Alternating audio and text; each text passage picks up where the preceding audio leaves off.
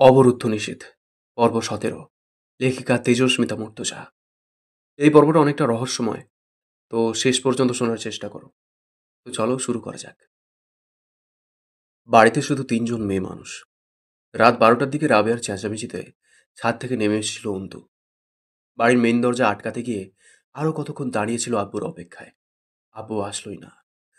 জানলার ধারে বই নিয়ে বসে জানলাটা খুলে দিয়েছিল।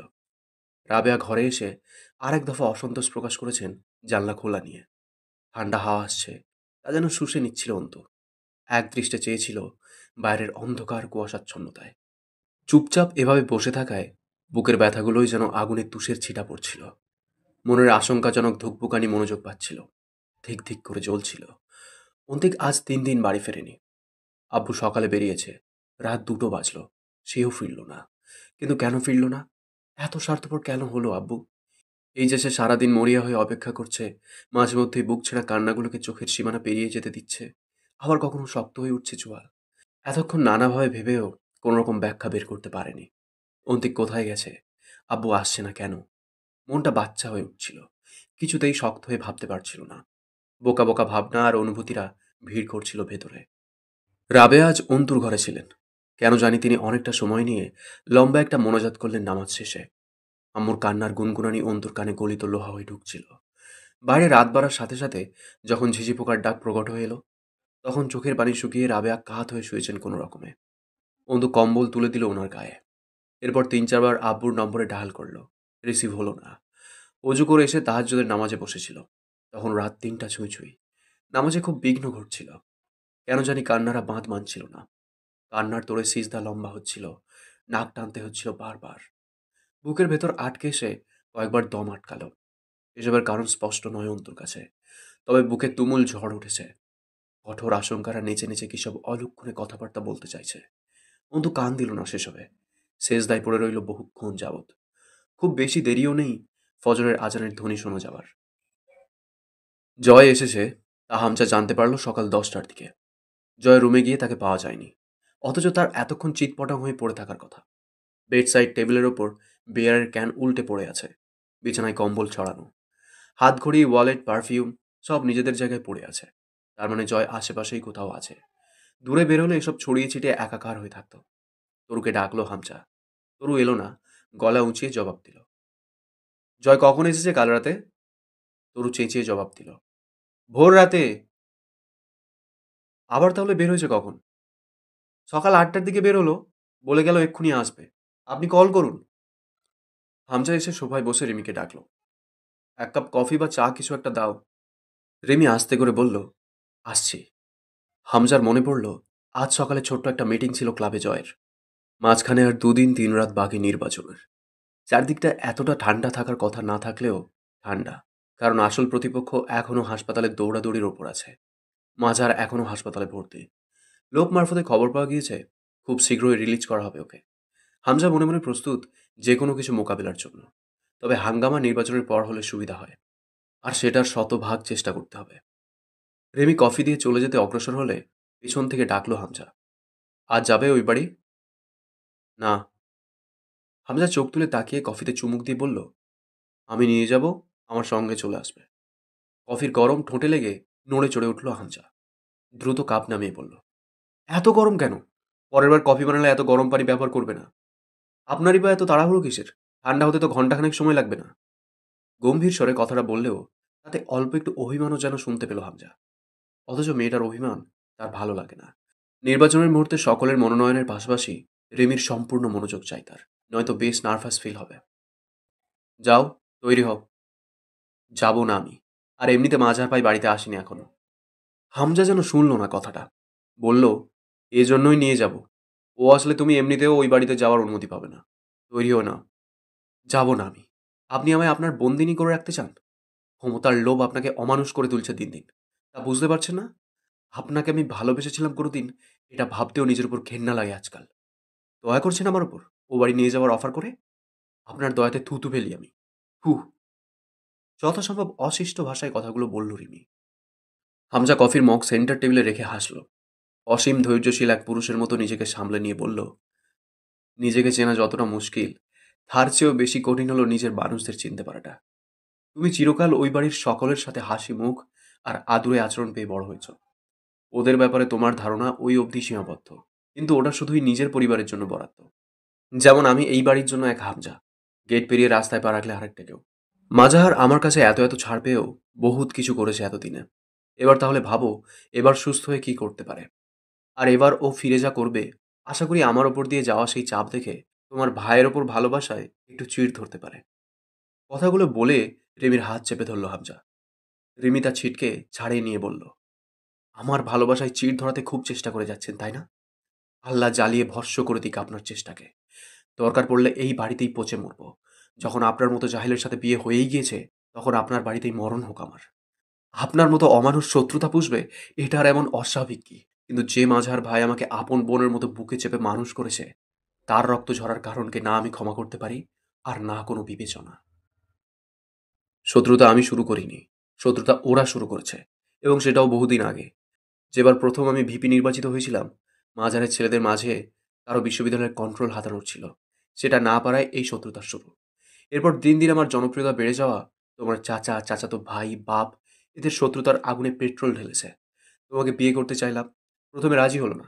পরে রাজি কেন হলো জানো? ভেবেছিল আমি বাড়ির জামাই হয়ে গেলে ওদের হাতের লাঠি হয়ে যাব, আমার ক্ষমতা এবং জনপ্রিয়তার ভাগ পাবে ওরা। তা যখন হলো না, তখন একের পর এক আক্রমণ পেয়েছে এই কয় বছরে ওদের থেকে। কিছুই বলিনি কোনোদিন, কিন্তু আমার পর যখন জয় ভিপি হলো, তখন আবার নতুন করে জ্বলে উঠছে তোমার বাপ চাচার।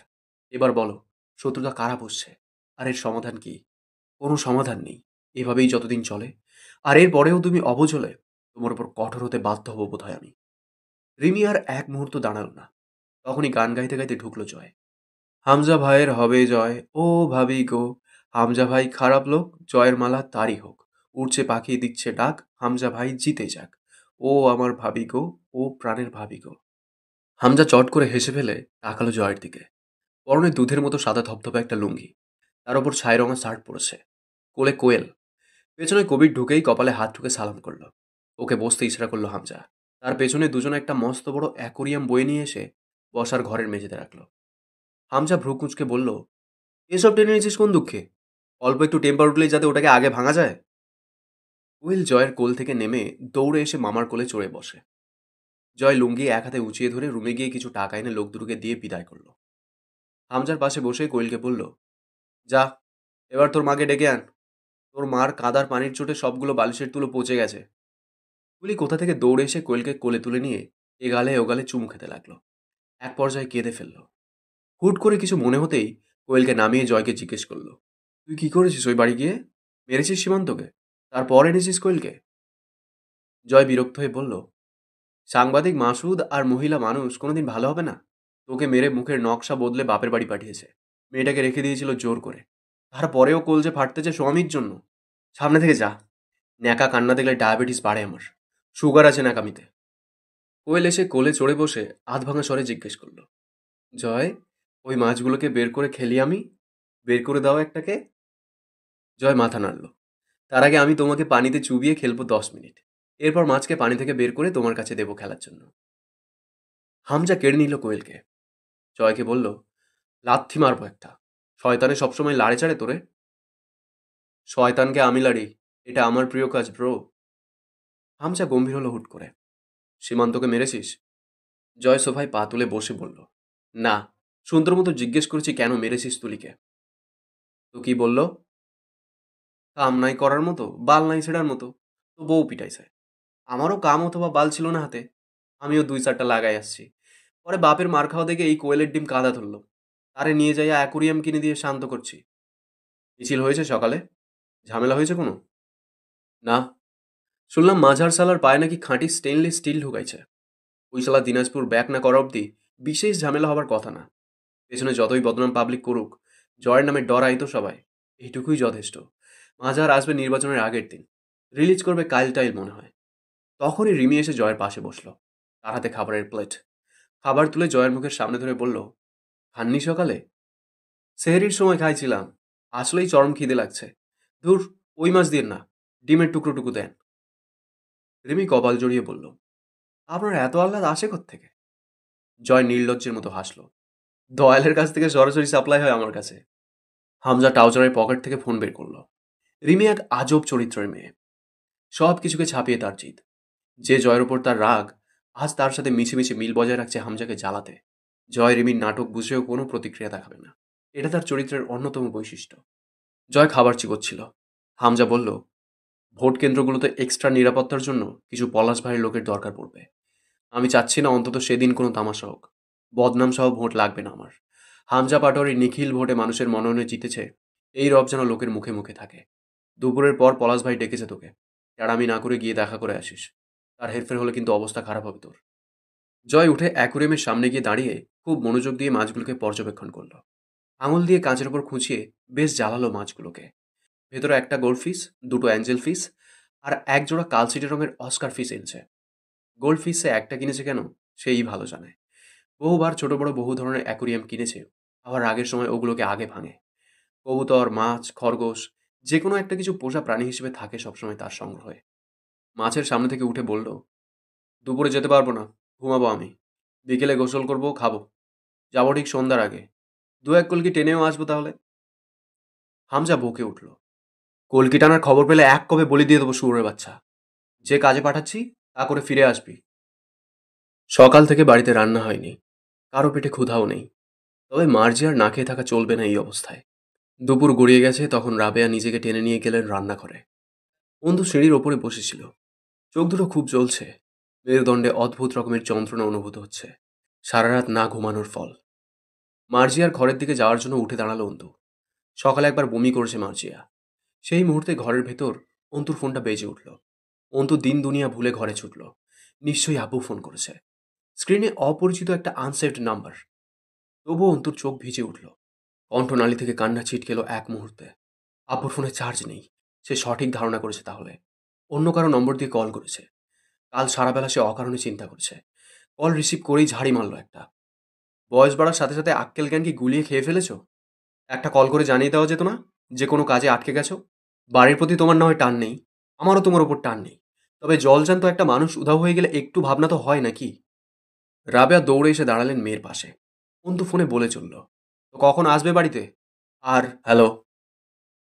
ভরাট একটা ধাতব কণ্ঠস্বর ভেসে এলো ফোনের ওপাশ থেকে। অন্তু থমকালো। আব্বুর কণ্ঠস্বর গম্ভীর, তবে তা চিরপরিচিত। এটা নয়। পিপাসার্ত মুখে চেয়ে রইল অন্তু। তার ঠোঁট ফাট করছে। ঠিক বুঝতে পারছে না বিষয়টা। বেশি পেঁচাল না পেরে যে ঠিকানাটা বলছি সেখানে চলে আসিস। আর একটা পাখিও যেন সাথে না আসে বা জানতে পারে কিছু। সংক্ষিপ্ত একটা হুমকি বাণী শুনতে এতটা কর্কশ এবং হিংস্র লাগতে পারে অন্তুর ধারণা ছিল না। লোকে বলে অন্তু নিজেও নাকি কথা বলে খুব দৃঢ় আর কঠোর স্বরে। পর মুহূর্তে কল কেটে গেল। সাথে সাথে একটা মেসেজ এলো। সেখানে একটা ঠিকানা লেখা, কাহারোল থানার নয়াবাদ সীমান্তে নয়াবাদ মসজিদ। অন্তু কিছুক্ষণ চুপচাপ চেয়ে রইল ফোনের দিকে। রাবেয়া ঝাঁকাচ্ছেন ওকে অনবরত। বারবার প্রশ্ন করেছেন, জবাব দিল না কোনো। যে ঠিকানাটা পাঠিয়েছে ওর ধারণা সঠিক হলে জায়গাটা ঢেপা নদীর তীরে নির্জন এলাকার দিকেই নির্দেশ করছে। অন্তুর মাথা কাজ করা বন্ধ করে দিয়েছে ইতিমধ্যেই। সে অবচেতনায় চলে গেল এক পর্যায়ে। রাবেয়া প্রশ্নগুলোর উত্তর না পেয়ে ছটফট করছেন। অন্তু চট করে মোস্তাকিনকে কল করে বসল। কেন করলো সে জানে না। ফোনে পরিষ্কার জানিয়ে দেওয়া হয়েছে একটা পাখিও যেন টের না পায়। তবুও ফোন করেছে অন্তু। স্বতন্ত্র এক এফবিআই অফিসারকে ডাকছে সে। মুস্তাকিন এলো ঠিক 20 মিনিটের মাথায়। ততক্ষণ অন্তু ঠিক একই জায়গায় একই ভঙ্গিতে দাঁড়িয়েছিল। জড় পদার্থের মতো দাঁড়িয়েছিল। মুস্তাকিন এসেছে টের পেয়ে নিস্তেজ হাতে মুখটা ওড়নার প্রান্তে আড়াল করে দাঁড়ালো। মুস্তাকিন ঘটনা জানতে পেরে প্রশ্ন করল। অন্তু জবাব দিল গা ছাড়াভাবে। তার চোখের কাতরতা মুস্তাকিনের দৃষ্টি এড়ানোর নয়। তবুও যথাসম্ভব শান্ত সে। ফোনে রেকর্ডার অন ছিল। কাকতালীয়ভাবেই যে ঘটেছে এটা। যা কথা হয়েছে কাকতালীয়ভাবেই সব রেকর্ড হয়ে গেছে। সেটা শুনে মোস্তাকিন যেন চমকে উঠল। এর আগে মোস্তাকিনকে এমন চমকাতে দেখা যায়নি। হাত ঘড়িতে সময় দেখে অল্প সময় নিয়ে বলল, আখির রেপ অ্যান্ড মার্ডার কেসটা হাতে নেবার পরের দিন আমার কাছে একটা চিরকুট, হুমকি বার্তা এসেছিল, যার হুমকির ভাষা অনেকটা এরকম ছিল।